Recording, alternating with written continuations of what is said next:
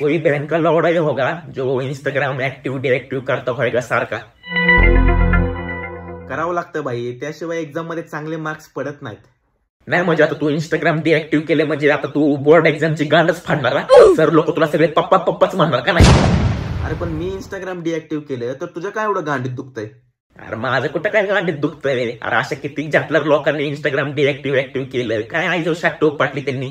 हा मी आपलं सहज म्हणलं तुला रील शेअर करावं तर तुझं अकाउंट दिसलं ना म्हणून विचारलं आम्हाला काय करायचं आहे घातली. हा याच्यामुळेच मी इंस्टाग्राम डिएक्टिव्ह केलं. सकाळ संध्याकाळ नागड्या उघड्या रील शेअर करायच्या, त्यामुळे अभ्यासावरून सगळा फोकस उठतो, कॉन्सन्ट्रेशन हलून जातं. आता आम्हाला काय माहिती तुझं काय उठतो आणि काय हलतो. आम्ही आमच्या भावाला प्रेमाने रील शेअर केली की आम्हाला वाटलं किंवा बघेल, पण असं नव्हतं ना वाटलं की इन्स्टा डिएक्टिव्ह करून तो असला बेकार हागल. ठीक आहे आता कळलं ना भाई, तुला नाही आवडत बाबा आम्ही रील शेअर केलेलं, तू डायरेक्ट बोलू शकतो म्हणजे. ठीक आहे ना आता आपला संबंध संपला म्हणजे का नाही.